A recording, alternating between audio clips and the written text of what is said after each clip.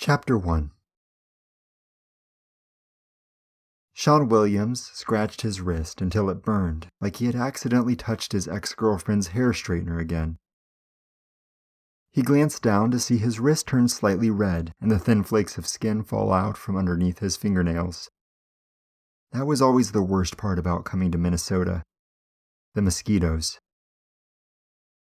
Sean's problem was that once he started scratching the bites, it seemed to only make the itch worse, and the worse it got, the harder he scratched.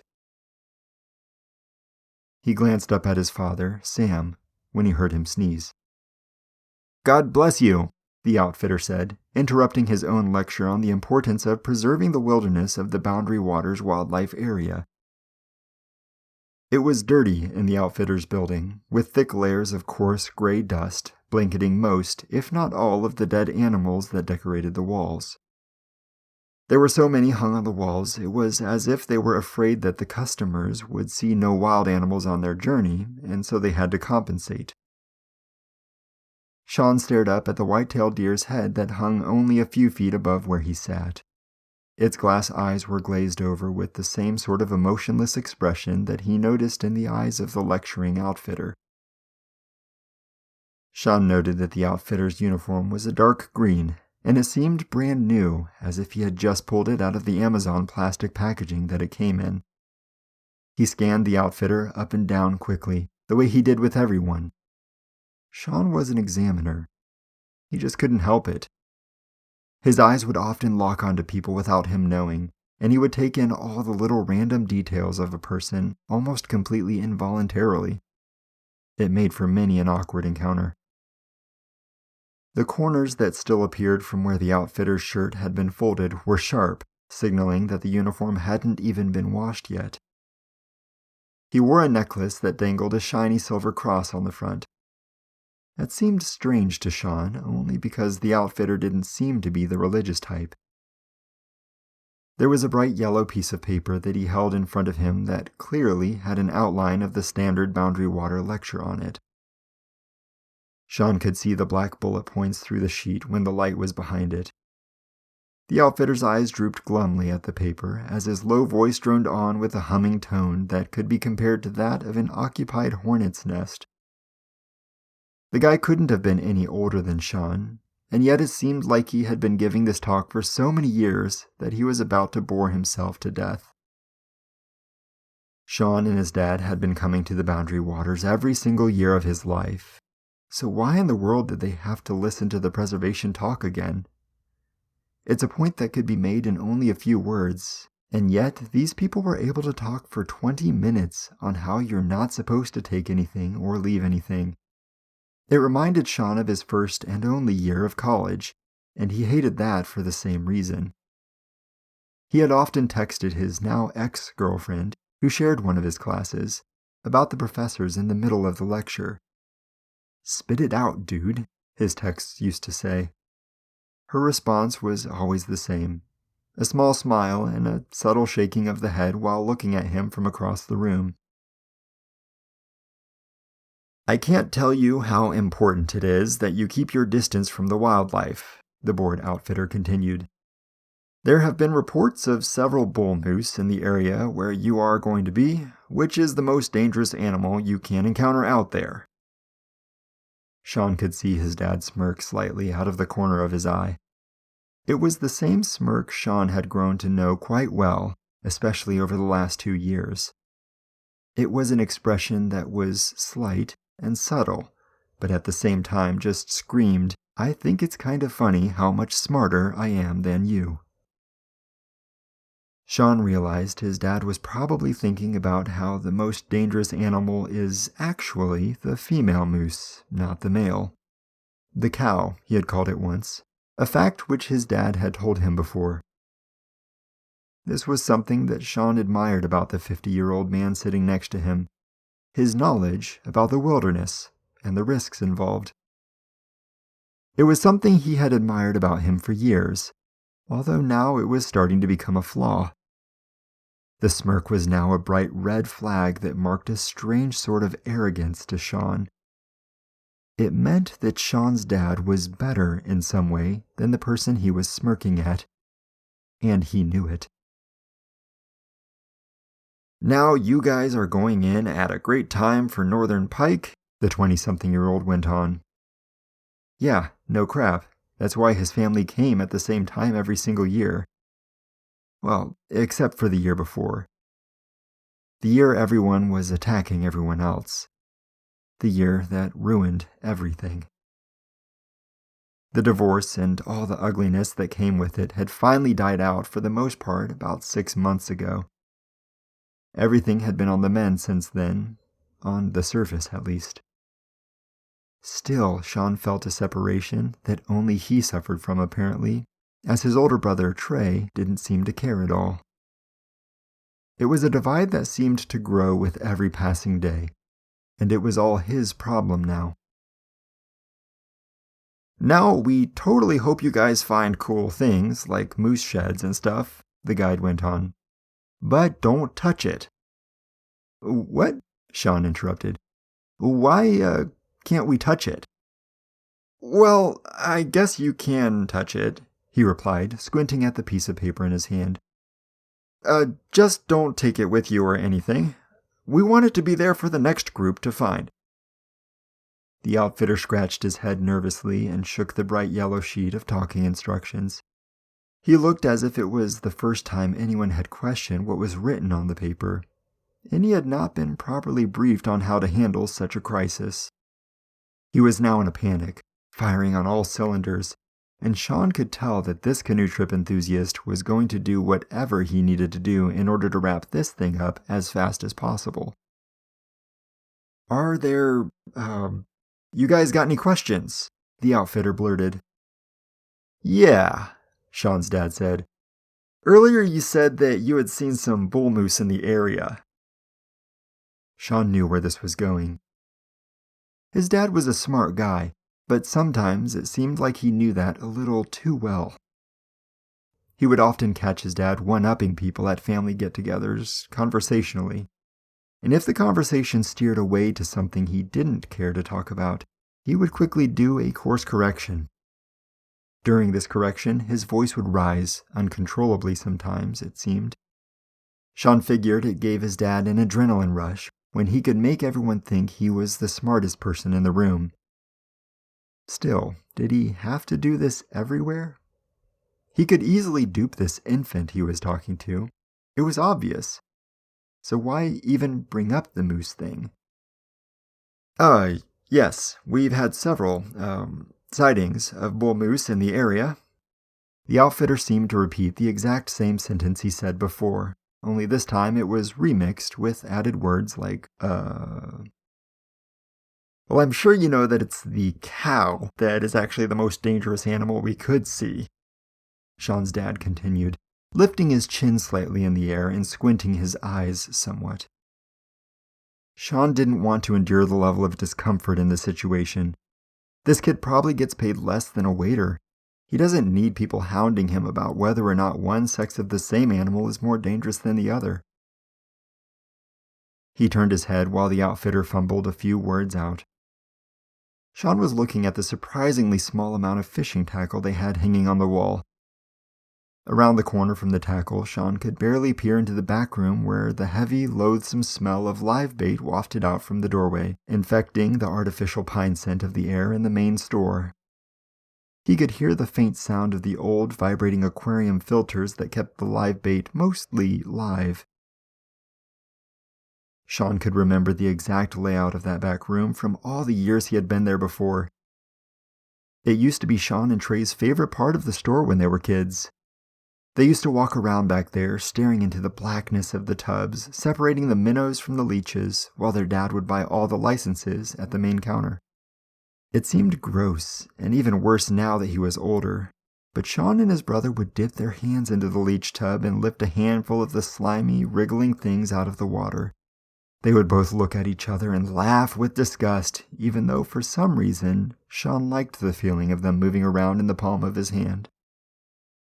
Every now and then one would attach its sucker-like vampire mouth onto his skin, and he would always squeal with excitement and nervousness, even though he was always surprised about how it never actually hurt. I mean, they are all pretty dangerous. Sean could hear the nervous crack in the outfitter's voice. You really shouldn't go near any of them. Sean turned his attention back to the wall with the tackle on it before he could catch his dad's retort. He glanced up and down the shelves, looking for one thing in particular while trying to ignore the pointless debate going on next to him. Up and down he looked, until finally he spotted it. The biggest, shiniest spinner on the shelf with a touch of red on the small metal blade that spun around the sides of the lure.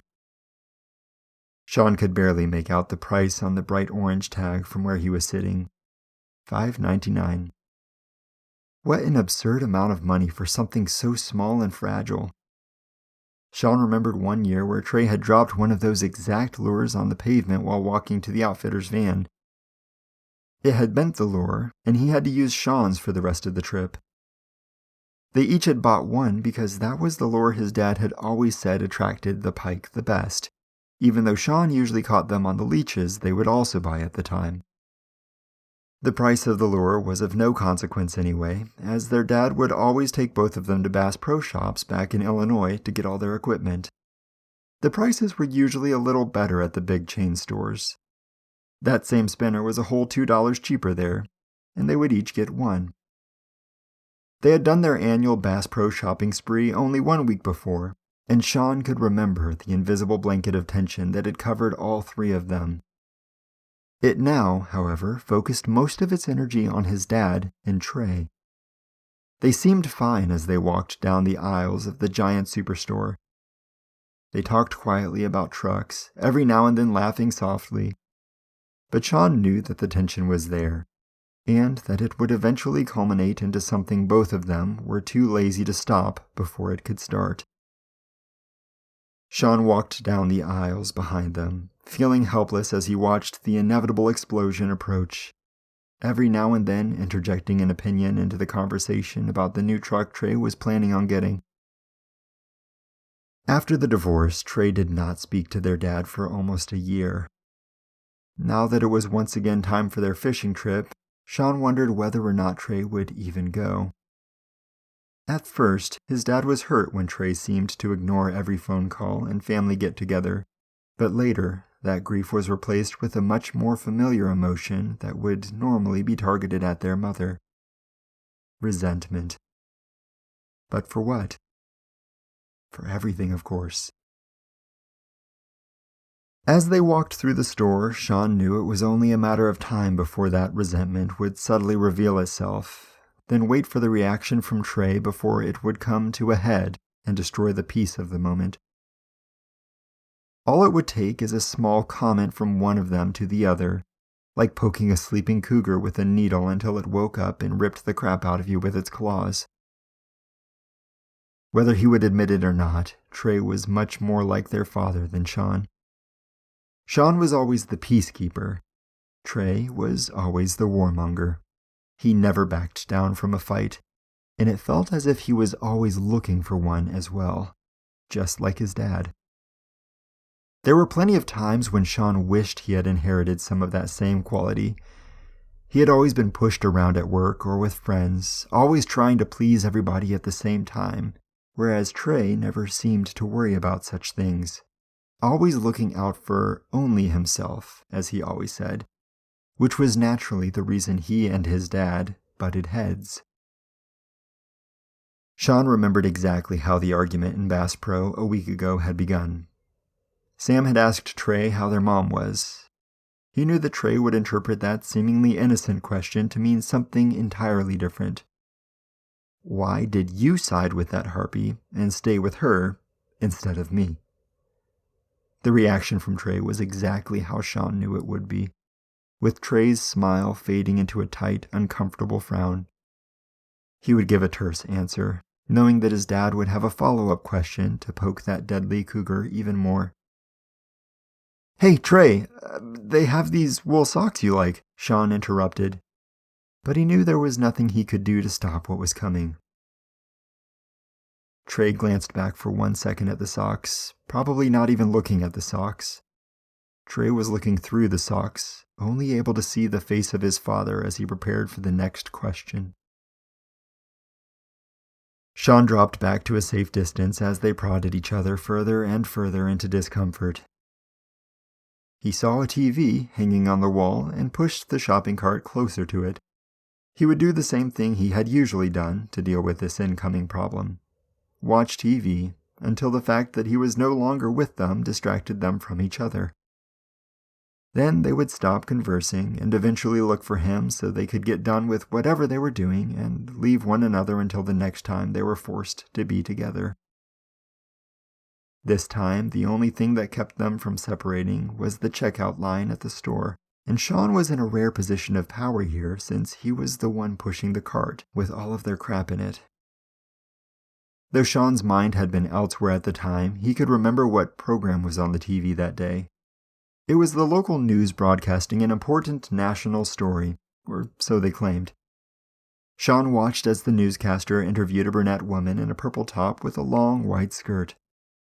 The first thing that drew Sean's attention to the TV was the artificial gleam that came off of the brunette's crossed legs as she sat through the interview. She was a fairly attractive woman, but there was something off about that sheen on her legs. He supposed that someone on the station's makeup crew sprayed her with something. Why, though? Was it to make her more enticing?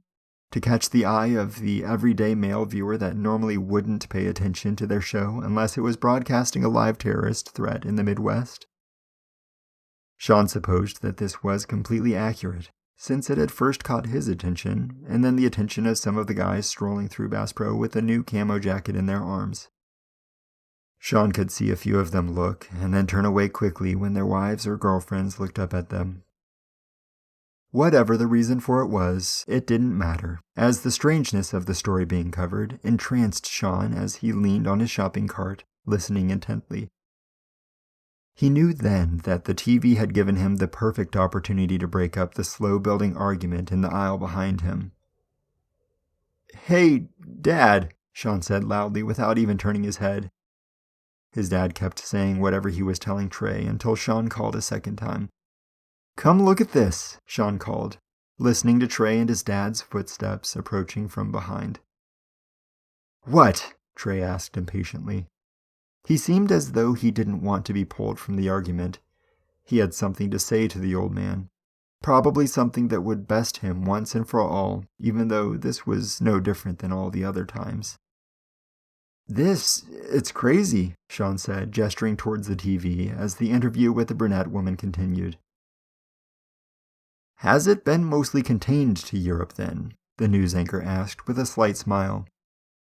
"Europe, mostly, yes," the brunette woman answered. "But we have seen some small cases in Africa and China." "But nothing in the Americas so far, correct?" "Not to our knowledge," the woman said, uncrossing her glimmering legs, then crossing them the opposite way. "But we are keeping a close watch on it." The text at the bottom of the monitor read, "Mystery illness sweeping through Great Britain. Dr. Danny Byers with full story." "That's messed up," Trey said, his eyebrows arching slightly at the footage the news program was now showing from a hospital in Britain. It was just a video of people in hospital beds, all of them looking as though they had the flu or something. The surprisingly large number of people in the beds was shocking, but Sean didn't really care about this. The TV had halted the oncoming fight, at least for now.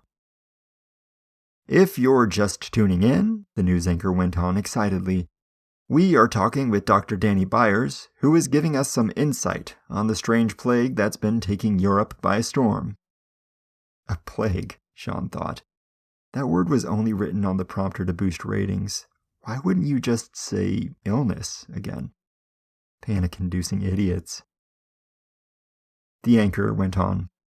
"Victims are displaying flu-like symptoms and have been bedridden for several days. More from Dr. Danny Byers on that story when we come back." "I like how they don't even tell us if it's killing people or not," Trey said irritably after the news anchor had finished. "Well, we might have just missed it," Sean answered, once again gripping the handles of the shopping cart. "It's just another piece of nonsense from the friggin' media," their dad said, crossing his arms and looking into the cart, probably checking off the mental list of supplies he had stored away as he talked. There's always some new sickness or plague out to get everyone, but in reality, we are never in any danger. Screw 'em. After watching a little more of the report, they decided to check out and leave. Sean was even more relieved that the news story dominated the conversation for the whole ride home. It seemed as though the day was only going to get better.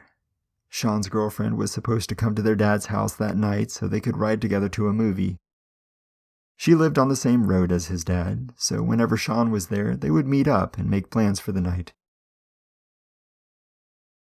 As Naomi's old green Honda Accord pulled into the driveway that night, she was greeted by the unfamiliar sight of Sean leaning back against the hood of his car just outside his dad's garage. The sun was just starting to set, and a blanket of deep purple and blue hues began to cover the landscape. As the shadow of the horizon began to sweep over the house, she found that she could see the glow of the light in the garage from underneath the mostly closed door. When she got out, the sounds she could hear in combination with the morose expression of her boyfriend's face made her heart sink. "How long?" she asked as she stepped out of the old green Honda, shutting the door quietly so as to not be noticed by the hostile occupants of the garage. "Oh, I'd say about 15 minutes so far," Sean answered, sliding over to the side of the hood. "That sucks." "Yep." He pulled his phone out of his pocket. If they left right that minute, they would be able to catch the movie and even the previews before the movie. So why did he stay? What kept him sitting on his car outside the garage as his father and brother screamed at each other inside? It could have been because he was afraid that once they were finished, and his dad looked outside to see that Sean was gone, he would interpret it as Sean finally leaving him as well, just like Courtney and Trey. His dad knew that Sean was the only one left that didn't view the situation as all his fault, the only one who didn't see him as the villain. Sean's patience was wearing down, though, and Sam was beginning to pick up on it. "You ready to go?" Naomi asked him quietly, pinching the elbow of his jacket. I don't know. I feel like I should be here when they're done." "Why?" He hesitated briefly before answering. "I don't know," he finally said, sliding the rest of the way off the hood of the car and pulling his t-shirt down over his belt. "You know you can talk to me about this stuff," she said, stepping closer to him. "But you never do, and I know this bothers you." Sean could feel the blood rush to his face. He was always a closed book. After all, his problems were hard enough on just him. Why would he suck her into all of it? So she could be tormented by all of this too? Besides, why would she want that anyway? "I mean, there's really nothing to talk about." He glanced at his phone again, just to distract himself from her eyes that he knew were trying to find his. "So, my family members all hate each other. That's really all there is to say." She looked at him as he turned his head to watch the sunset, but didn't say anything. He could feel her looking at him, and something inside him in the moment broke. A voice he had tried to bury deep in the darkness inside of himself. A voice that, in that moment, told him the same advice it had always tried to tell him, but he constantly ignored. "Screw them," it shouted from the depths. "They had their chance. You can still be happy." The voice was harder to ignore now than ever before. It echoed so loud inside him that it even seemed to drown out the hateful screaming coming from the crack underneath the garage door. He gave it one last effort to ignore it, but he knew that in this moment nothing else felt so right as the words the voice in the dark was yelling. "You know what?" he said, turning back to Naomi. "Let's go." "You sure?" she said, grabbing his jacket once more. "Absolutely."